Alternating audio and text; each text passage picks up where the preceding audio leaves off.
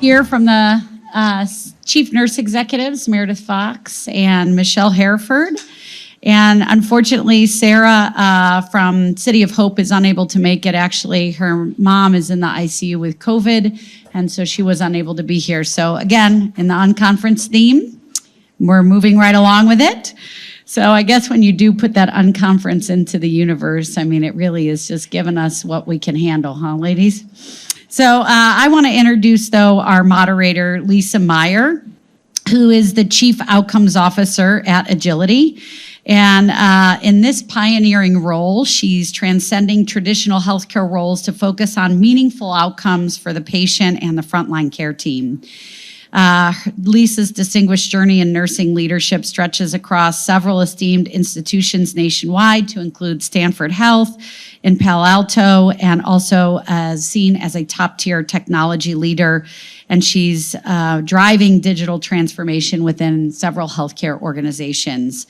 She combines technology with design thinking, which is a very refreshing approach to patient care and frontline needs. I think she's incredibly adept at balancing both of those components. So she's never looking to put one more thing on the front line, but looking at how we can take off those burdens on the front line in order to keep the sacred cows, if you would, of that relationship prevalent. So she's a trailblazer, she's an innovator, and we are just thrilled to have her moderating this panel. So without further ado, I'll pass it over to you, Lisa.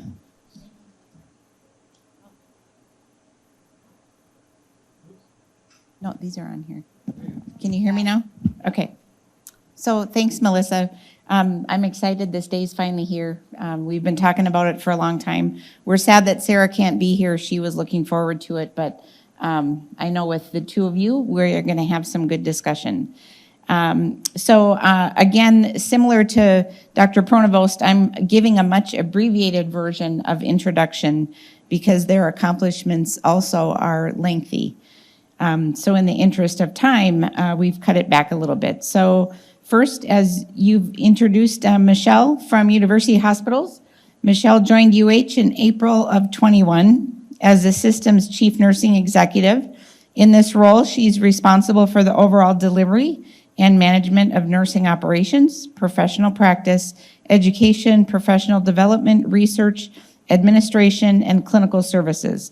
Michelle holds a diploma in nursing from the Riverside School of Professional Nursing, a bachelor's degree from the Medical College of Virginia, and a master's degree in healthcare administration from Virginia Commonwealth University. Michelle's broad nursing and administrative leadership experience spans nearly 3 decades, to include small and large community hospitals, major academic medical centers, proprietary organizations, health systems, and the post-acute industry. Meredith Fox is from the Cleveland Clinic. She currently serves as the Executive Chief Nursing Officer for the entire Cleveland Clinic Health System. She was appointed to this ECNO for Cleveland Clinic Nursing Institute in October of 2020. Overseeing close to 30,000 nursing caregivers across the U.S. and international locations, with oversight of nursing operations, strategy, practice, and professional growth. Meredith received her BSN and MSN from the University of Pennsylvania. She received her MBA from Case Western Reserve University in the executive healthcare track. Meredith has presented nationally and locally on a variety of topics. She's passionate about mentoring and developing nurses. So let's get started. So I think what I want to do is I'm going to go a little bit off track in our fashion here. I want to address the question that came out about the burnout. And Michelle, it was raised to you, but I want to ask it to both of you. With the burnout that we are seeing and talking about innovation and that kind of thing, how do you feel like health systems are going to partner with other nursing schools? And how does innovation kind of play a role into that? Because now you even have to be innovative in what you're doing in the nursing schools. And so, Michelle, I'll start with you first. Well, thank you. Thank you for the question. Am I on? From my perspective, wonderful. This is it's probably a much longer response than maybe you all think. Before we get into problem solving, I think we truly need to understand how we arrived where we are. Because often we create solutions that truly do not address the problem. So I'm going to date us back a little bit, and then I'm going to bring us forward. Where we are from a nursing shortage, which quite frankly contributes to the burnout, really dates back and spans over 30 years. We were in a shortage 30 years ago, but we weren't in the shortage that we are in today. We made some decisions during that time frame, and those decisions included we could not continue to grow nursing programs utilizing diploma schools, that we could not continue to grow nursing programs utilizing associate degree organizations or academic institutions. And we closed some of those schools. We closed the majority of those schools. We made a tremendous difference, if you will, between an associate degree nurse and a bachelor's prepared nurse. So we shifted much of the pipeline many, many years ago, which impacts us today. In addition, we had a projection related to a physician workforce shortage. And what we decided to do was to provide opportunities for our bachelor's prepared nurses to become advanced practice providers. We had the assistance of the federal government to do so. So often we ask ourselves, how did we get here? Yes, COVID contributed, there's no doubt about it, significantly. But we shifted the workforce many, many, many years ago. So that pipeline began to dry up. So I'll fast forward to where we are today. Yes, we are in a time where nursing is a little different. Where you see the significant shortages are in our acute care medical surgical areas.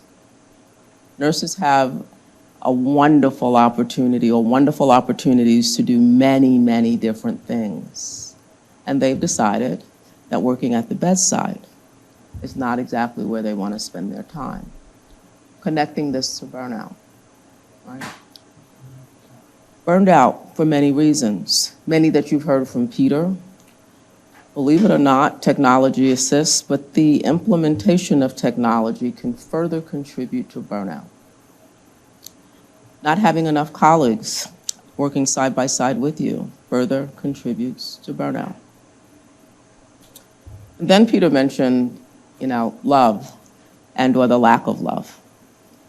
And when you lose sight of why you're really here and do not feel valued and/or appreciated, that will push you over the edge from a burnout perspective.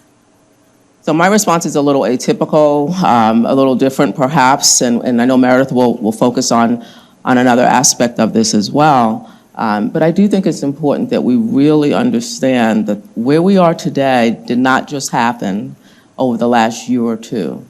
This dates back a few decades. Meredith? I would agree with everything that Michelle said. You've often heard around the pandemic, it was not the cause, it was the catalyst that also got us here, and it perpetuated longstanding challenges that we've had within not only the profession of nursing, but within healthcare. And oftentimes within our organization, the conversations I have with many of the nurses or nurse leaders is, we can't take on one more thing. And so strategically, how do we teach our nurses it's not about saying no, but it's about saying yes to what are the priorities around the profession and what do you value about being a nurse. And so our conversations are around, it's saying yes to the value of being a professional nurse. It's not about saying no to what you can't do. And we assumed a lot of responsibilities during a time when we were limited with other resources. And so I spend my time having conversations. It's not about saying no, it's about saying yes of what you have to do. So you need to deliver medication safely and understand the side effects and the drug-drug interactions and what you need to assess. So you can't assume all these other responsibilities, and it's not that you're putting yourself above those other team members, but that you need to do things in a safe manner to deliver safe care. So I'm kind of over, for lack of better terms, I'm over the term burnout. Like, let's stop using it. Let's get back to valuing us as professions, the profession that we went into, and Let's stop having the verbatims and the visuals be hanging our heads in our hands. Let's get out there and smile and articulate what we do bring to healthcare and what we do bring to patient care. And that's what I would like to see. I'd like to touch on the advanced practice piece because I am an advanced practice nurse. I'm certified both as a clinical nurse specialist and a nurse practitioner. And I've coached and mentored a lot of people along the way. And I always tell everyone you can't be advanced if you haven't been a registered nurse yet. So this catalyst to get people to the advanced level before even practicing is a challenge. And so us to push people to that level if they haven't practiced yet, I think has not done us a good service, to Michelle's point, of us trying to fill a gap of providers. So I think we need to think about that as well. And we need to consider the whole team. People have come with great ideas and innovations of how we solve this gap of delivering care, but it still requires people, right? Technology is not going to be the solution to everything. And different, we need not only registered nurses, but we need all the team members to kind of provide for it. And, I think it's not just about, Peter brought up a good point.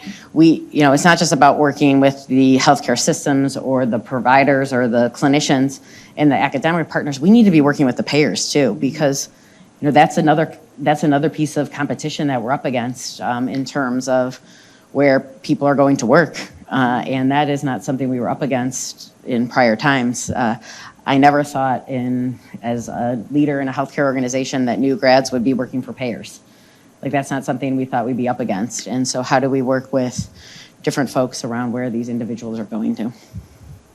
Lisa, you also asked the question around how could we work together from engaging with academic institutions. And Meredith and I recently had this conversation, just as she's over the term burnout, I'm kind of over the term, overstaffed, they can't work this hard, COVID. And we've begun to tell this story of how hard it is and how overworked we are and how underpaid we are. And we wonder why we do not have others wanting to join this organization or this wonderful profession. It's time to change the narrative. It's time to change the story. It's time to change the image. So one of the things that we've talked about in partnership is how are we going to come together to change that narrative? What does it look like? What does it mean to be a nurse? What does it mean to be a caregiver, a healthcare professional? We're family people, mothers, fathers, sisters, brothers. We're soccer moms, football moms. We do all the things that everyone else does. But quite frankly, I don't think the world really knows that. So that's something that we can do in partnership. I think that's a great segue. If you think about many years ago, even when I was in nursing school, it was an honor that you got accepted to nursing school, and your whole family, your friends would be like, that is such a great thing. Even going back to the white hats and the white coats and everything. I think it's definitely something that we need people to understand. We do need to change the narrative, because why would you ever want to do, same with the police, anyone in the care field, you wonder why would anyone want to do that? It sounds horrible. So it's up to us, I think, as nurse mentors and nurse leaders, that we need to start changing, and the schools, that we need to start changing that narrative and get that out there. I'm going to switch us now a little bit more into the innovation side of things, and I'm going to start with you. So innovation is a little bit clouded because sometimes the community and the public thinks of innovation as Elon Musk. You're sending a rocket to the moon, and sometimes it can be much smaller and have just as much or more of an impact. So I'm curious, Meredith, from your perspective, what does innovation mean to you, and how does it even find its way into Cleveland Clinic? Sure. So it is one of the values of the Cleveland Clinic organization, so it's ingrained in what we do. I think innovation often gets lumped with technology, and so within nursing, we try to make sure that it's not just always technology, because it can oftentimes just assume it has to be in the computer, in the device. And so innovation can be a model of care change. It can be it can be just as simple as changing the way we, hang a medication, or it can be as simple as, delivery of care. We were pretty excited during COVID that one of our clinical nurse specialists, we had to limit people going in the room. We had to figure out how we were going to have medications running timely. And one of our clinical nurse specialists worked with the staff nurses to ensure that medications were delivered timely, but the lines had to be extended outside the room and they couldn't touch the floor. But, the first device she created, the lines were still touching the floor, which was making the medications go slower. And so then it was causing clinical implications. So she worked with a vendor and had a prototype and was able to then work to create something. So it wasn't in the computer. It was just a physical, it looks like a jump rope. And, but it had to be, she had to work with a physicist because it had to be, weighted properly. And it looks like a jump rope with little rubber stoppers on it, and they're different colors. So, and it held up the IV line so they could be weighted properly, so the medications could go in, and nurses didn't have to go in the room to constantly check on the pumps. And this clinical nurse specialist is now working with the vendor, and she will have proprietary rights, and she will make some money eventually on it. Lisa and I were talking about it. She's like, is she gonna, she'll have rights to it. She'll work with the vendor. Cleveland Clinic will have rights because they supported her with the funding and the time to do that. And this particular advanced practice nurse, was driving all over Northeast Ohio, delivering them to the hospitals. We made them pretty quickly because we needed them. She mailed them to our London and Abu Dhabi hospitals, and then she flew to Florida and took them in her suitcase to get them there. So it was pretty cool to have that happen pretty quickly. But again, that happened quickly because we needed something during COVID, and they needed something for the patients to keep them safe, but to also limit people. And so then things kind of slowed down again. Mm-hmm. And I was proud of our nursing teams all through the pandemic. They always had innovative ideas and were the top institute in our organization submitting ideas. Now, they all didn't come to fruition, but that slowed down. So it kind of goes back to that, they got in this burnout, woe is me type of idea, centric of, we're not coming up with ideas anymore, so we're trying to bring that back.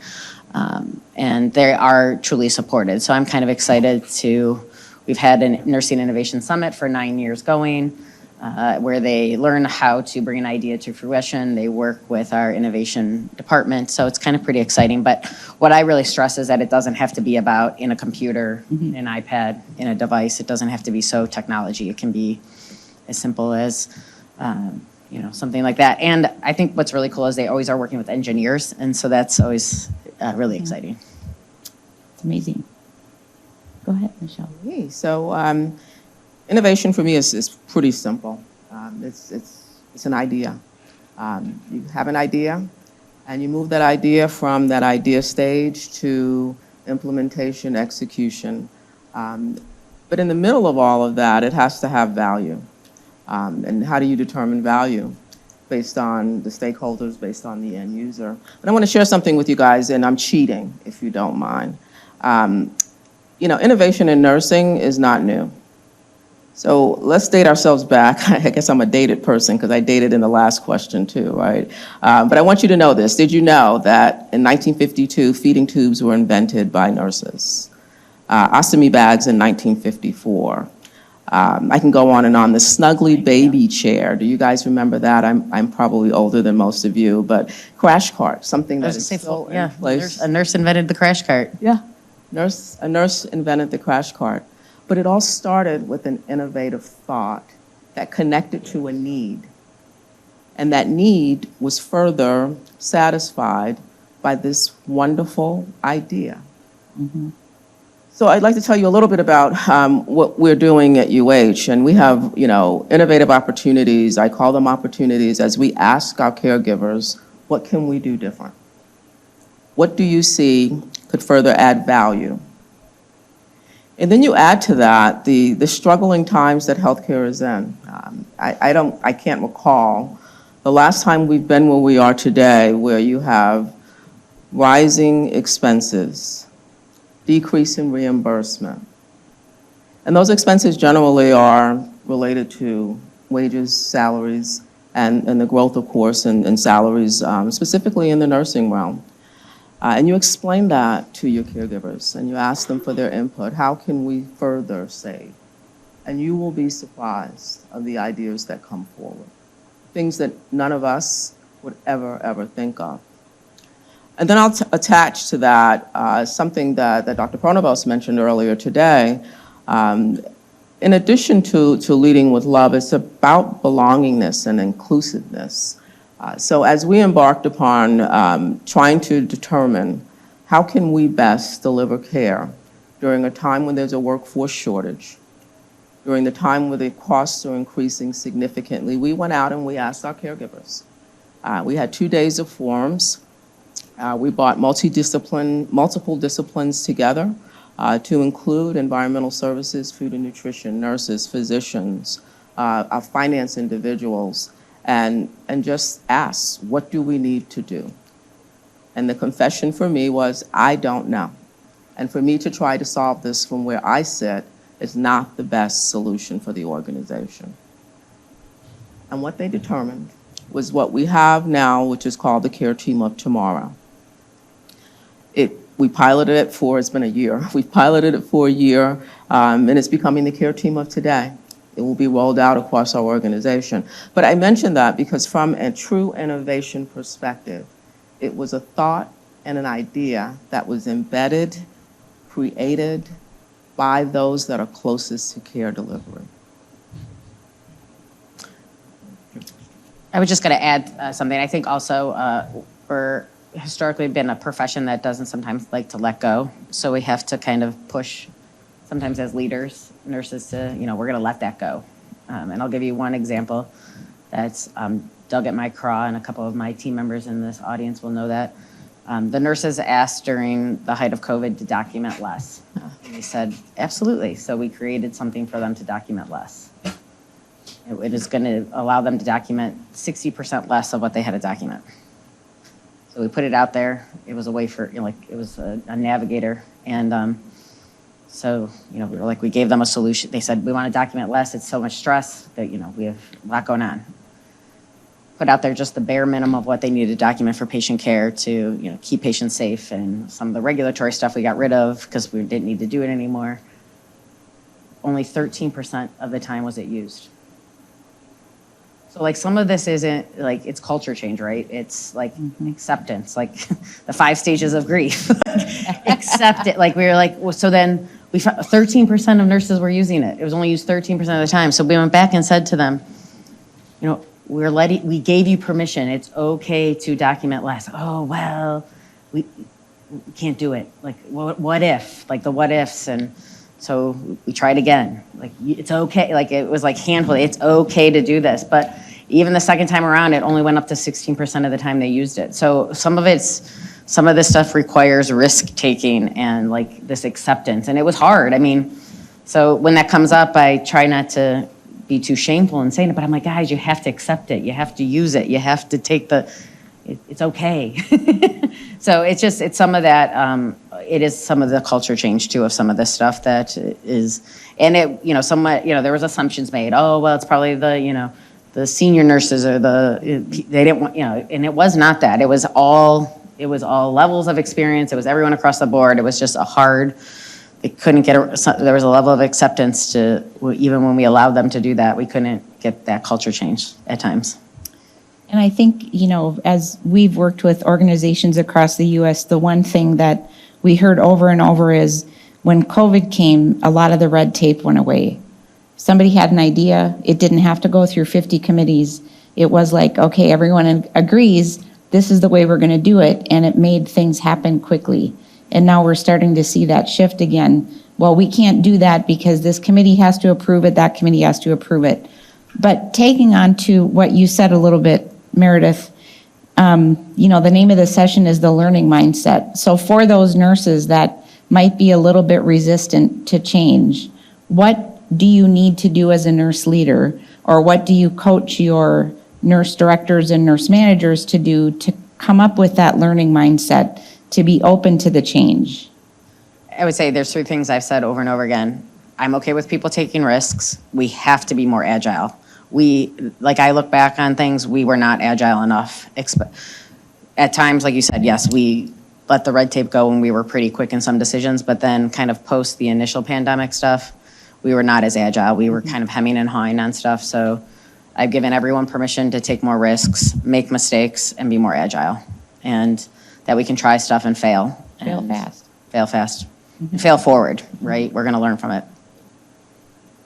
Anything to add? So I would just add, I often ask, what are you afraid of? Why not? Or why? And if not this, then what?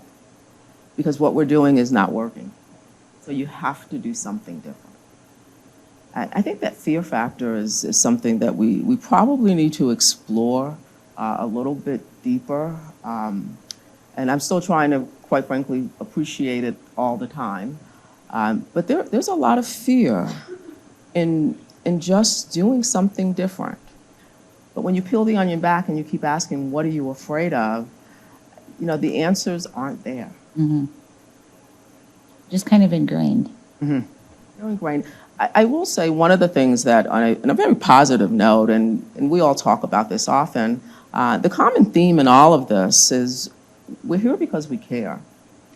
And nurses specifically want to do what's best for their patients. That's honestly all they want. And sometimes it gets us in trouble, right?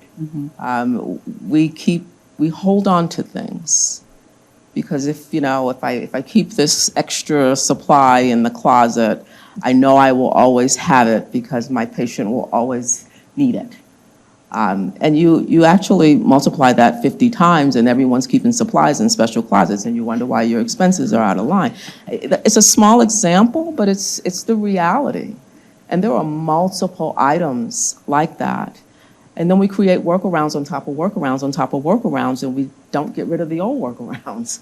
And we wonder why we feel burned out. Because all of this has come to a head. How many nightstands have we cleaned out with, oh my gosh? How many times did they think they were gonna, change them or whatever? Everybody in here that's a nurse has opened up a cupboard with this pile high of linens. I've been like, oh, that's where they all were. Yeah. So there's a segment of innovation that companies like Amazon and Haven have tried to kind of get into healthcare. They've been successful in some ways and not successful in other ways. What are your thoughts on why some of those ideas of an Amazon might not work in healthcare? What is it that they're missing because they don't have that healthcare background and that experience? I'll start. I think one of the things that's always important, especially with innovative ideas and technology specifically, is you have to include those who are most impacted by it. The whole plug and play doesn't work in healthcare. I mean, it's a people business. It is about caring for people, caring with people, caring about people. So the people who are most impacted by it have to be involved and engaged in the development of it. It's very easy, and this happens to me all the time, and I'm sure it happens to you, Meredith. If you guys could just imagine how many phone calls we get from multiple vendors who have new great ideas of how they're going to save your organization money. I'm sure Meredith would share that the two of us would question a lot of it.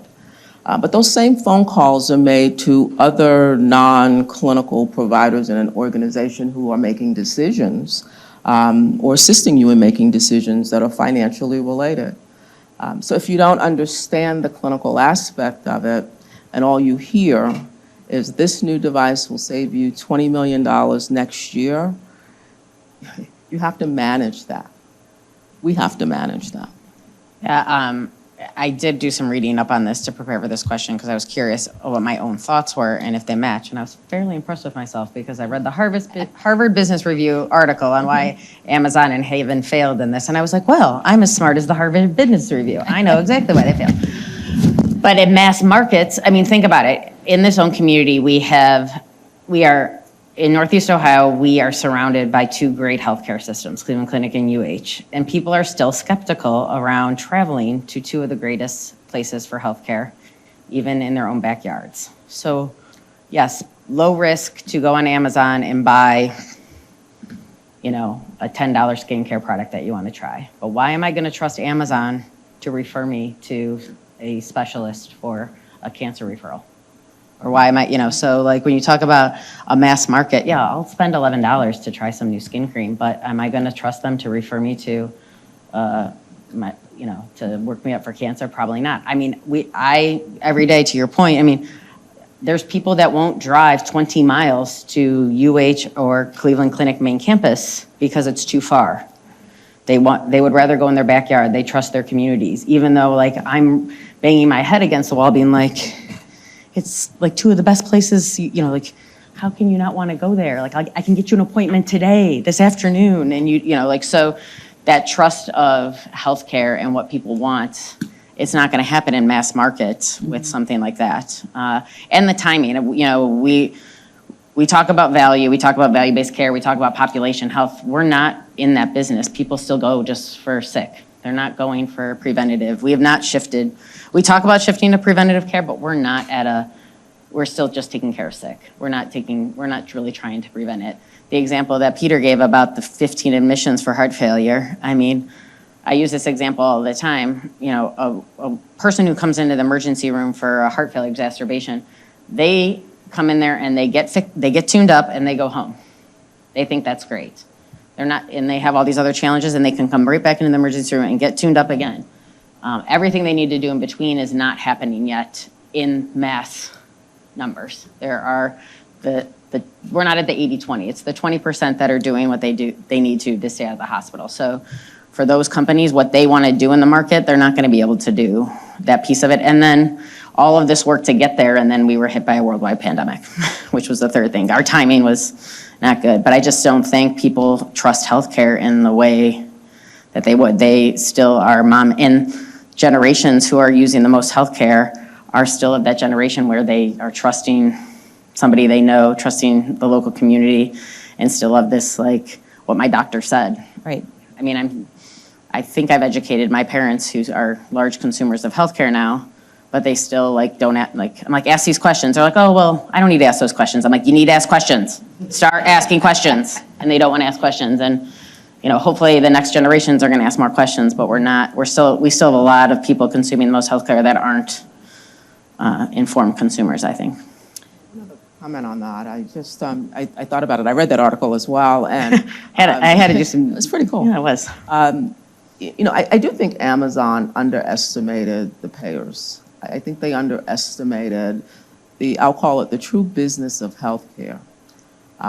It's not the same as managing a product and a product line. Our products are very, very different. And I think they underestimate it. Now, what I will say is I think timing is everything. I think they'll be back. I do. They'll be back. And they'll be back with a vengeance and with the force. And so we should spend some time thinking about that. And so what should healthcare providers do? Is there now opportunity to partner in a very different way since they fumbled a little bit? Are there opportunities to, I think about the gentleman from Shark Tank. Mark Cuban. Yes. And, you know, I just love these ideas because I sit back and I think these are non-healthcare provider individuals who are coming up with things that we should be creating ourselves. We're living in this space. How come we're not doing it ourselves? Mm-hmm. And is it related to fear? Is it related to because we know what we know? And because we know what we know, we're afraid of taking that extra leap and bound. So that's, again, I can get on a soapbox around this, but there's so much opportunity. Amazon will be back. Mm-hmm. So what is your take on, there's a lot of buzz around virtual nursing.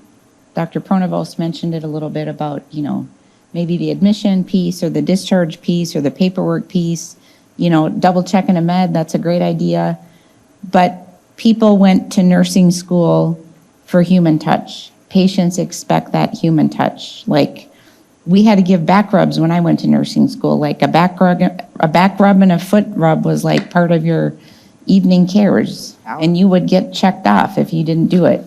baby powder. With baby powder. I didn't use, but what do you think, curious what your take is on virtual nursing, and what is your thought on how are you going to keep the human touch and that personal touch into it when you have maybe your parents who are, in their retiring years versus a newborn baby and a mom who, is trying to learn how to nurse? What does that look like, and how are you kind of planning for that? I'm very proud of my father, a biology teacher for 37 years in the same classroom, never used technology. He figured out all his virtual appointments during the pandemic, so on his phone, yeah. With an iPhone 4, mind you, so. With no help from my mother or I, so. We are using virtual nursing, and we're trying it in everything. So I get back to like the agile,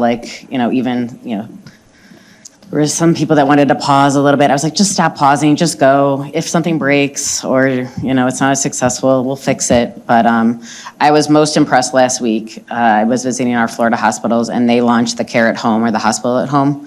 And I got to talk one-on-one with the nurses that are doing it. And actually, they say it's more intimate relationships, even though it's through a camera and through a virtual setting, because they are establishing relationships with their patients. They spend more time. They see the environment. They see what's hanging on the walls. They know the pets. They see the people coming in and out. They get to know the family. The one nurse told us the patient that they discharged the day before didn't want to be discharged because they were like, I have no one to talk to anymore every day. So like the connection is real. And so I will say I was I wouldn't say a complete naysayer, but I was like, let's see how this is working. So, there are people that go into the home, obviously, because this particular patient, some of the patients are on IV antibiotics, so they, have different types of caregivers that go into the home, but the connections are real. And this particular nurse was an oncology nurse on an inpatient unit for 3 years, and she said, I spend more time with these patients than I did when I was on the inpatient unit because I have more time to talk with them and deliver education. And so I think there's different approaches. Mm-hmm. And I think it's all in how you do it. The admission discharge stuff is alive and well. I think what the misnomer, if you read the literature that's out there and the projects that have been done, it is not a replacement for increasing ratios. And that's a big thing out there that is initially it was like, oh, well, we'll be able to increase ratios. That's not the case. It is about quality, safety, experience. But a lot of the opposite side of operations and finances want to make it about being able to take care of more patients. Mm-hmm. And so there's a fine line because you still need, they can go in virtually and interact. It is a time saver, they can call into the room and find out, Meredith needs pain medicine, so the nurse doesn't have to go in, go back, those type of things. So there's opportunities there. But so far we've done virtual patient companions, we have a virtual nursing, and then the care at home, and they've been all going fairly well. But I think it's sustaining it, and then how do you scale it to the right level? Agreed. I think we have a responsibility to make sure that we define this well, especially to everyone, actually. Yeah. So I loved how you framed it, specifically hospital at home. And under Melissa's leadership, we were very fortunate to develop, and of course in collaboration with you guys, a very successful hospital at home program. And that level of intimacy that you do, or connectedness that you do have, is unspoken at times. I don't think people really realize it. So another part of defining it is scaling it.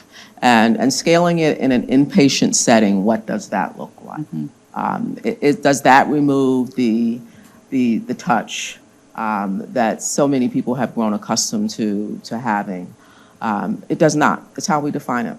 And how will it be deployed? So the admission discharge piece is one piece. We are still figuring this out, guys.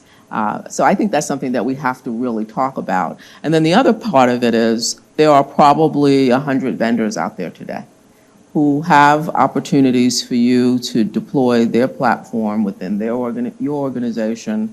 And it causes a little confusion, right? Everyone doesn't do the same thing. And so we're still learning. We're still reviewing. We're still investigating. You know, I But would I say think it's also in the financial piece, it's different reimbursement in different states and different markets. Very different. And so you have to be cautious about the vendor there too. Absolutely. And then, of course, always managing the last statement you made around, this is not an opportunity to increase your nurse-patient ratios. This is actually an opportunity to get us to a place where we can continue to deliver high-quality, safe patient care in an environment that's very different than it used to be. And I think that is where your roles as CNEs is, you have to wear both hats. You're responsible for a budget, and you're also responsible for your nursing staff, their happiness, you know, being sure that they want to come to work every day. So how do you balance that when you have somebody that says, well, that's great, now we can, you know, now they can double their nurse to patient ratio? How do you have that discussion? Because I think that Pretty you're- easy, no. Yes, I was going to say the same thing. No. Said it last week. Yeah. No, I mean, I think it's a fair, I mean, I mean, it's I think you have to have that, you have to talk through it and say that this is not about doing, you know, doing more with less. I mean, you know, we've had great success in retaining nurses and decreasing our turnover rates in our health system. And it would be a sin and it would be detrimental to, you know, untangle all that again. I mean, we would be only right back where we were, you know, in the midst of a pandemic, and the cost would just only go up. We'd be back to where we were. We've recovered from it nicely, and, you know, that would be penny foolish, pound, whatever, penny wise, pound foolish, whatever it Wise, is. pound foolish. I think the other piece is also with the scaling, I want to go back to the infrastructures have to be ready for it. And, you know, with aging facilities or, you know, you have to do your due diligence at the beginning too, to know that structures are ready on both sides and being able to scale it up and have the structures ready. But there's lots of pilots out there that have failed because they've done it because they thought it could fix the workforce shortage, and they have those are the ones that have shown to not be successful. Mm-hmm. The ones who did it because it could help with quality safety experience are the ones that have been able to maintain. I would add to that just to say the conversations aren't easy. No.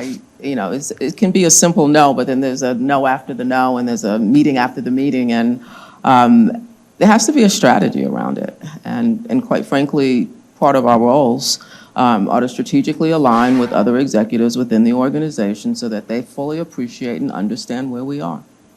And I think, Meredith, you described it quite well. You know, you can pull this lever, increase your ratios, cause turnover. Turnover causes additional costs to the organization, and then you find yourselves back where you were just 2 years ago. I believe that has resonated. I think if COVID hasn't done anything else, it has demonstrated to many that the old tools in the toolbox of, you know, manipulating the salary and wages category in order to control your expense and costs will not work today. Just won't. And with such the narrow margin now with the salary, wages, and benefits, you know, the contributions there, you know, with the inflation of the market, and then all the supply and pharmaceutical costs being astronomical, the margin's so narrow now that if you go back to the contracted agency costs, that, I mean, the margins you're going to be more narrow or they're negative. So I think you can argue that's not, you know, you're going to be even in a worse off place. Right. You mentioned the plug and play, and I know that, you know, we've got some business people in the audience. So what advice would you give to investors in the room? You know, how should they make their decisions on what the right investment is for a healthcare type solution? What makes it worth it? It's a tough one. It's a tough one. I mean, I think getting to know the nurses that have the innovative ideas and talking with them. Nurses are not traditionally business people, so they don't understand that all of that goes into them. So I think you have to teach them, and you need to be learners with them and, you know, embrace their innovative spirit, but more, I would say, teach them about the, you know, teach them what it takes to get an idea to a business piece and all that goes into it, because they think their idea is great, right? They think that it's like, why wouldn't you want to invest in this? But, all that, we know how many, I used to know that number off the top of my head because I thought it was so fascinating, how many drugs are submitted to the FDA and how many actually get approved. It's crazy, millions of them, and actually ones that ever touch patients. But I think they don't understand all of that. So I think teaching them at the beginning, so to understand the viability, I think is the biggest piece, so they can continue to iterate, and then so that they don't give up, because there is potentiation around it. There's one particular advanced practice nurse, she's been working on wanting to RFID central lines and internal devices for, she's been trying to work on this, I think, for 18 years, and she's close finally, but she hasn't given up. But there was lots of tears and lots of, why doesn't anybody want to do this? But finally, I think, she's at a point, but I think it's been a lot of learning. So I think it's up to the business people that I would say teaching the nurses, because they don't have that business piece of understanding, that it's okay also to fail. Right. That ties right into our design session over lunch. I So, was going to ask, or add rather, the entire life cycle is important, right? So as an investor, my mindset would be, first of all, what am I investing in? What value does it add to what you do? And let's quantify that and try to figure out a way together in order to make this work.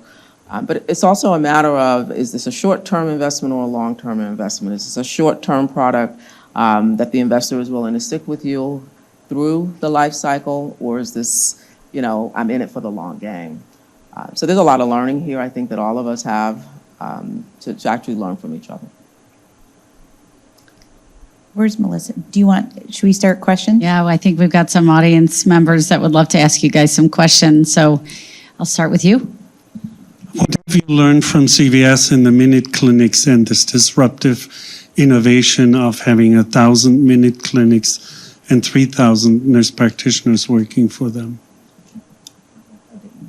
The CVS minute clinics, what have we learned from the minute clinics and all the nurse practitioners?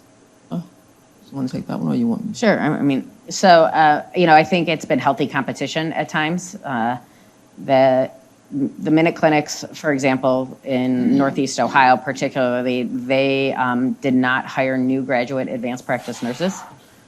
So we, particularly in the Cleveland Clinic, we would hire new graduate nurse practitioners into our express cares, which is basically the equivalent of that. But then we also had a mass exodus after around a year. They would go, so it became a friendly competition. But when you came to employer-type relationships, it was a grass is not greener type of environment, and we had a lot of people come back from the minute clinics back to the Cleveland Clinic for employer relationships. I think it was a very much an easy button for the communities because it could be a place for them to go in the communities, and just really created access for them if people were willing to pay. But I think both Cleveland Clinic and UH have responded because we have a similar solution that is covered by our employee health plans and insurers. And so we were able to respond appropriately, though it is a national market. The one challenge with both of them, it's a very, very narrow symptom portfolio. And so with that, just from knowing people that have worked there, the concerns when people show up there is that they get sent away. And so that's been a dissatisfier to the patient satisfaction because they don't see they won't see very small people, and then the narrow network of what symptoms they'll see. And I would say, just from probably a business perspective, one of the things that we all have learned is around access and easy access and quick access. And everyone wants everything quick today. And so they'll experience it for a period of time, and that experience may not match what their expectations are. But it is a new item, not any longer, but it was a new item introduced. People will try it. If you do not deliver upon what the expectations are, they'll try something else. I do believe that's where we have opportunity within healthcare. Sometimes we don't have to be the first to do, but we should learn from what has been done and take those learnings and then do something different. And I think we have. We responded to this one. It's interesting that you asked that question because it was just on the news today. that the Yeah. pharmacists and Walgreens and Are the farm are techs are. striking or walking out. Yep. CVS pharmacist walked out 2 weeks ago, and Walgreens is walking today. Because they turned over all their because for your example, it used to be the minute clinics, everybody went in to get their vaccines from them, but they turned it over to the pharmacists. And that was a shift because of the volume. Is it okay? Yep. The learning mindset, and I think the word there is unfiltered view. So I'm going to try to approach a subject, and feel free to not answer or answer. Here's my view for the last 4.5 years. Anybody that has been in healthcare, it's been an extremely tough time, right? And if you're a nurse, I think you've got the brunt of it. It might be an exaggeration, but me that it's as close to trench warfare in the public that you're going to feel, or the frontline nurses. So that's how I understand it as a non-nurse. The question to you guys you are sitting on the very top level of that nursing hierarchy. How are you guys doing? Like, the question truly is, how did you cope with it? What was your vulnerable moment? And I'm asking this selfishly because I will break down much before all this thing that comes through. So how did you guys cope with that? Because you did not have a place to go, shut down an office space and show vulnerability. I don't think so. Maybe you did, but would love to understand how you guys dealt with it. And how are you doing now? I'll start. If we go back again to the COVID days during that time, I remember I was in Chicago. We admitted the very first patient in the state of Illinois, January 20th, 2020. I will never forget it.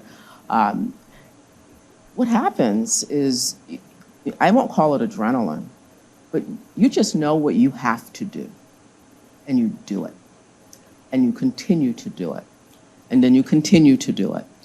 And your role is to honestly uplift others, to keep them in a place that's safe. It's a protecting space as well, because we cared so genuinely and deeply about each other, as well as about our patients. So you do that for a period of time, right? I actually had 3 phases of COVID that I had to deal with in my career.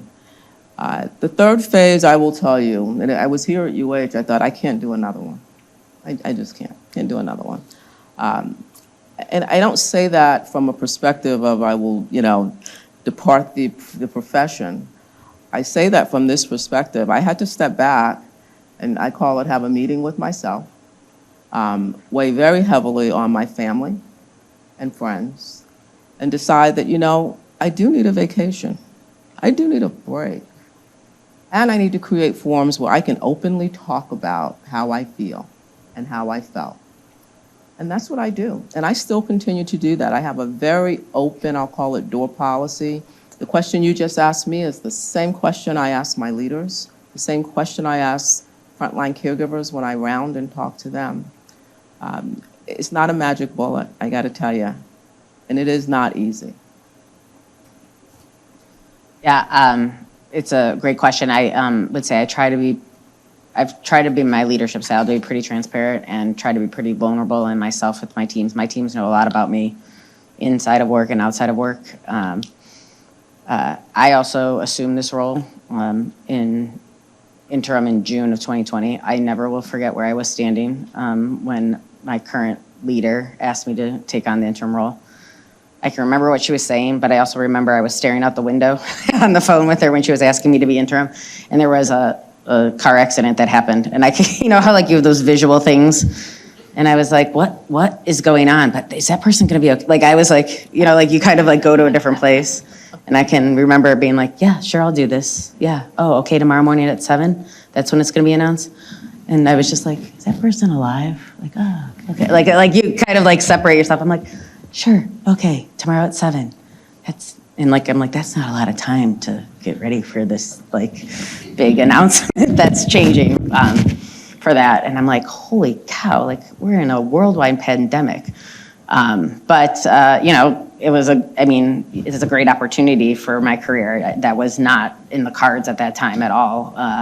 And there was definitely hard moments, obviously. I will recall it was about a year into it, and things that kind of, there was, ups and downs of the pandemic, right? Like there was the surges and then the vaccine came out and it was like, how are you gonna get everybody vaccinated? And people calling on Christmas Eve being like, hey, we have all these vaccines in the cafeteria. Who do you want to give them to? I was like, I don't know. Like, what do you mean? Like, they're like, oh, now we don't have them. They're going to EMS. I'm like, okay, whatever, good, because I don't know who to give them. Like, how do you decide, like a hospital as big as main campus, who you're going to give 200 vaccines when there's 2,000 people working in a building, right? Good thing they were like, Cleveland EMS is going to take them. I'm like, phew, thank you.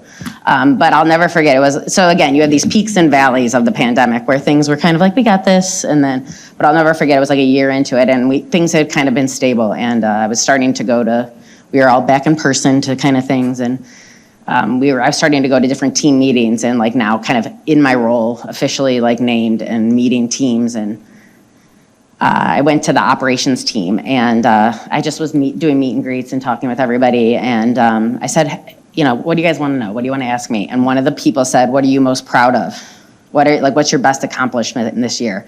And I started to cry because I was like, I have nothing that I've accomplished, because all it's been is vaccines and masking and like staffing and like making sure. I was like, and they were like, oh, I'm so sorry. I was like, no, I just don't really have much I've really accomplished as an ECNO yet.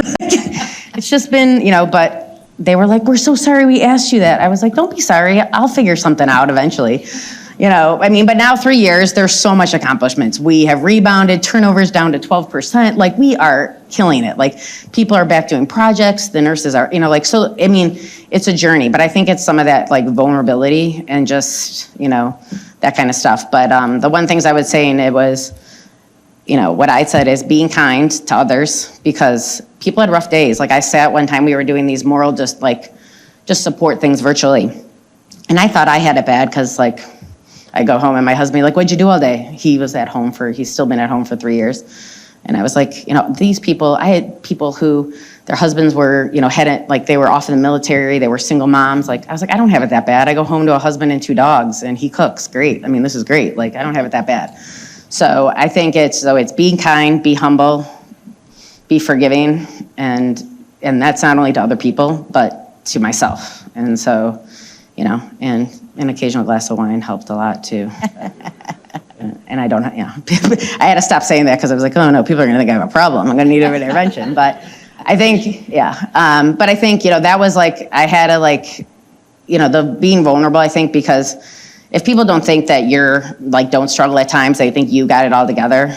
I think that was helpful because somebody did come up to me after, they're like, oh, we thought, everything was okay all the time. And I was like, oh, well, all of us, struggle day to day. And it wasn't easy because it wasn't perfect. It was miserable at times. So It was hard for me in my role. So on the technology side, everything kind of stalled for a bit. yeah. So I was trying to, I need to do something. Okay, I'll go work at Red Cross. All they'd let me do is take temperatures. Then I'm calling the hospital I worked at. Is there anything I can do? Well, no, we can't really. I know, I'll bake something. No, you can't bring any food in. I'm like, oh, geez. Okay, That's really funny because when we started doing the vaccine clinics, I was like, I'm coming to vaccinate. And they were like, we can't let you come vaccinate. I was like, I know how to give IM injections. And they're like, you can't come. We don't need you. I was like, well, I'm coming. So you better give me a job when I show up. And I show up in my scrubs and a lab coat. And they're like, what are you going to do? I was like, I'm going to give vaccines. And they're like, well, why don't you just greet people? I was like, I know how to give an injection. Can't you just let me be a nurse for 4 hours? So they did. Yeah. But, I was like, make me useful for 4 hours. I just want to be here. But it was the best 4 hours, and people were so grateful and happy. But so.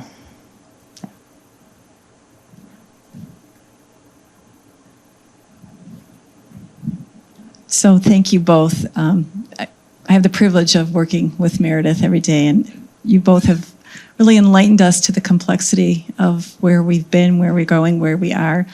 But one question, again, this is so many root causes of where we are, but listening to how to change the context of the nursing profession, I think you hit on it. What does the public see?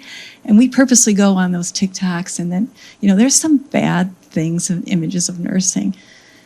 So just interested in both of you, how do we change that social media? We have a lot of young people looking at those things and being part of the trenches in COVID.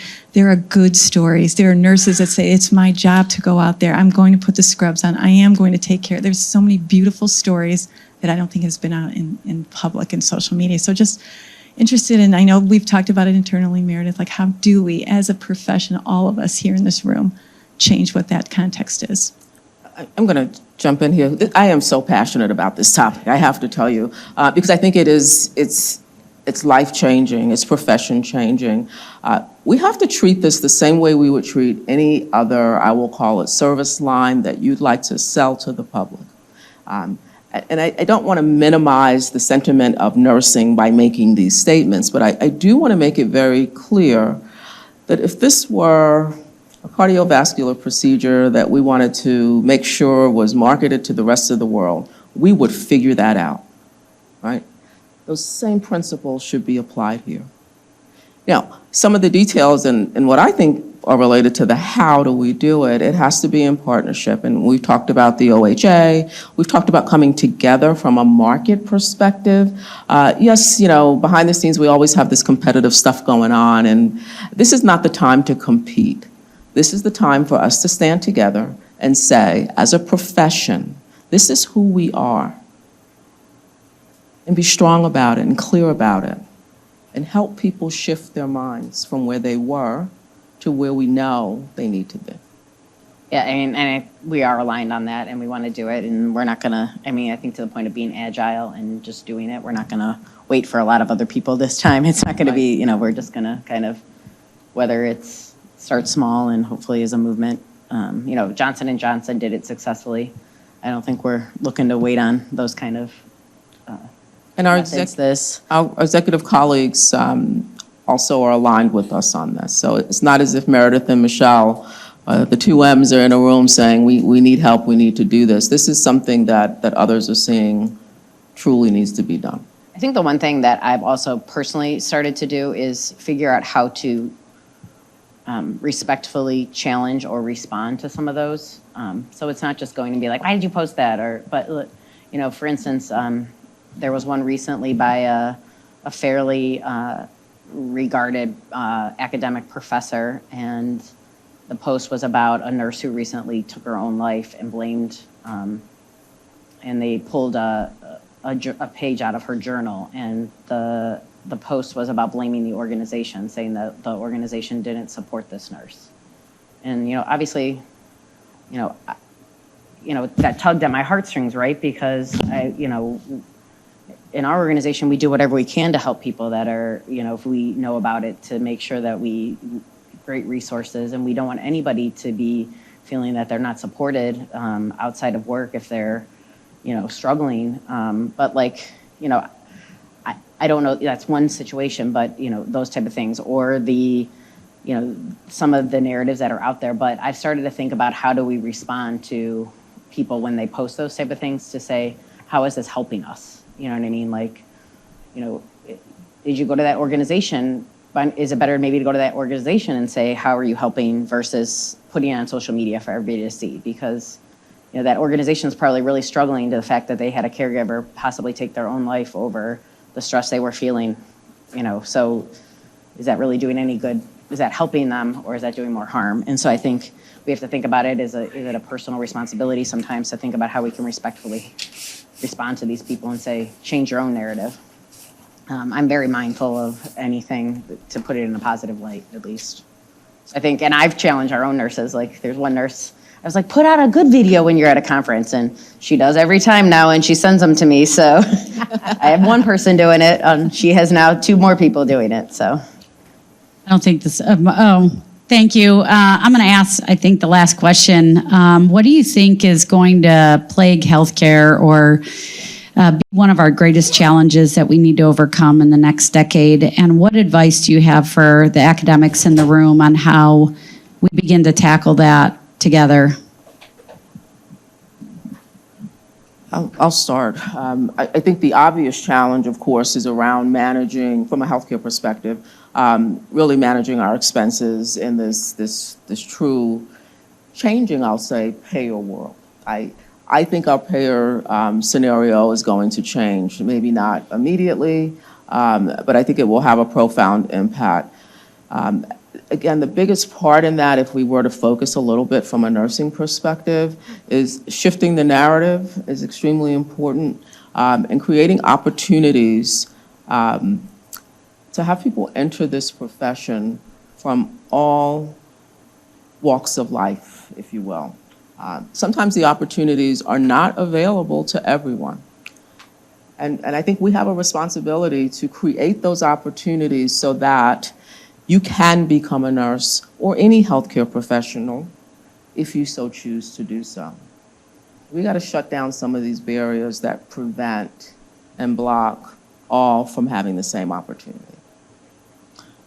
I think a wise colleague told me once what's happening around us outside our hospital doors is what comes in our hospitals. And so just all the violence and the workplace violence, I think, is going to be something we're going to be plagued with. And it's not just in our high-risk areas of behavioral health and emergency rooms, but into our ambulatory clinics, on our hospital units and our ICUs. And it's our patients, it's our caregivers, it's the visitors, and just how do we care for people in a civil way and manage that in our care environments. And it's just something else everybody has to manage with all the time. And so I think that's going to be something that we are not astutely managing or proactively managing. We're still in a reactive phase, which I think is going to continue to plague us. Lisa? You know, I think part of it is that nurses in nursing school need to understand that there's a lot you're going to learn in the textbook, but really the most is what you're going to learn at the bedside. Like those conversations that you have with the patients. I think things have shifted. You know, as a nurse, I started as a nursing assistant at 15 and then went up the chain. And I feel like that's maybe a piece that's missing now. You know, there's probably some brand new grad nurses that have never been trained the proper way to make a corner when you fold a bed sheet. You know, things like that, that it's not about the bed sheet, it's about the conversation you're having with the patient and the resident while you're doing that. It was the conversation that you had when you were given the back rub. And I feel like we're missing that. And how do you, I don't know how you teach that. I think they have to experience it. The connections. Yeah. I'm sorry, Melissa. I'm calling you Lisa I call my niece Lisa. It's all right. But, you know, you asked that question. Do you mind if we ask the audience that question? Because I would love to know from all of you what your thoughts are. Well, only because you came to it at the very end. But in terms of innovation, one of the things that sits heavy on me is just how are our nurses, or how are you as nurse leaders in executive level positions helping to orient us more to the outside, the despair that's affecting our communities? And we know that the violence is coming in because there's despair, because there's food insecurity, because there's other things.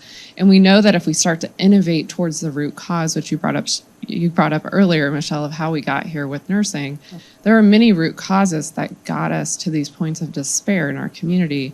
And I think, you know, as I came to UH because I knew that this value was alive and well through my interview process and through the people I already knew. So it's part of my passion as I sit in innovations to think about the despair that surrounds us in the community, because it comes inside and it's like whack-a-mole trying to take care of it.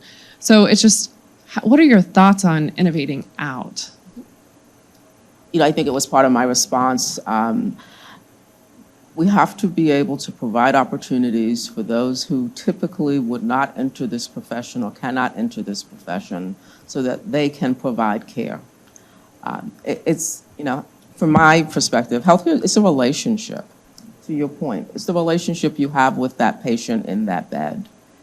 And sometimes people relate to people who have either been where they are or who look like they do. And those opportunities are not always there for people who have different types of experiences in their lives. Right? And so I'll go way out on a limb. You know, reentry programs, this is probably like political, and I don't mean to be, but I mean, Why would we not create opportunities for individuals who may have made a mistake at some point in their lives to provide health care? Archaic rules. Archaic rules that we have.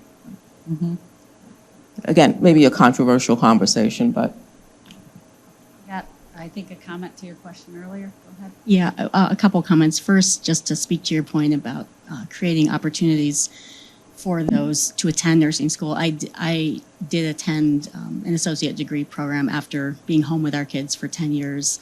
And without that associate degree program, I would not be where I am today, faculty at Case Western and in my DNP program and newly certificate program of acute care nurse practitioners. So there's much to be said for those opportunities for people who need to or have a passion to care for others.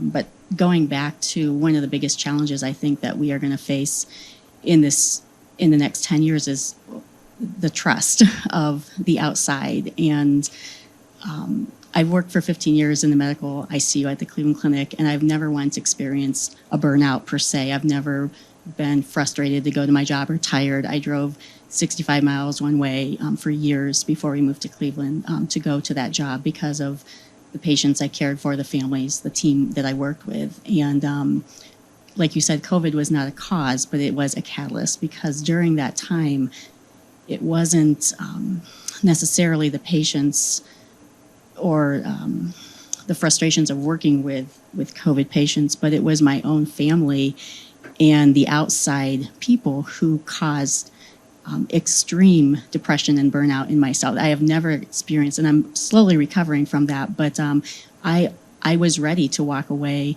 from all of healthcare and go work at a McDonald's or a Subway or something just because of the immense stress and conflict I was facing within my own family members. And so if my own family doesn't trust me to advise them in the care of their health, how can I advise others, and support them? So I think, speaking to that point, the trust, regaining that trust and working through that.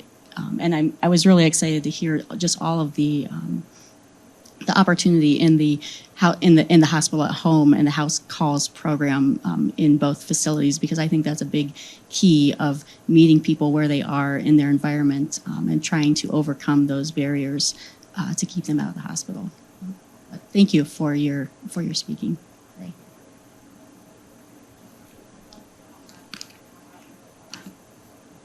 Thank you. I'm Chanel. I'm from University Hospitals Rehab, and I'm a CNO. We're a small but mighty for-profit hospital.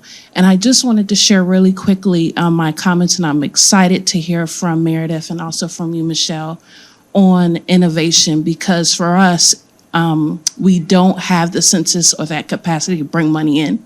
So we're constantly thinking outside of the box. And so for me, part of what I thought about as a leader was, what did I see when I was on the floor? What were the things that I felt I could make a difference on, or I wish we were heard a little bit more? And so I have integrated myself in that way. I remember one day Melissa was coming by to visit, and I had no clue. I was in scrubs down there with my team in our clinical room. And so my CEO brings her down, and so I'm talking to her, but I'm nervous because I'm like, well, they see me in my scrubs. I want her to know that I'm also executive. But you know what? When I went and I thought about it with my team, that's what I wanted them to see. We're nurse first, and just integrating and showing them we care and we're listening. And so we've made great strides with the multidisciplinary team to do that for nursing. But thank you. Done a great job. With that, thank you all very, very much for sharing your learning mindset. And it sounds like a lot of our brains are going forward with ideas. And so we will adjourn. We are actually going to have lunch in the atrium where the tables were for breakfast. And we will actually turn it over to the agility team, where we are going to be led through a working lunch where we are all going to participate in a design session around how we can begin to tackle some of these issues using love, using a learning mindset, having inspiration that we need to heal as humans and bring that into the fold on how we do this. So thank you all.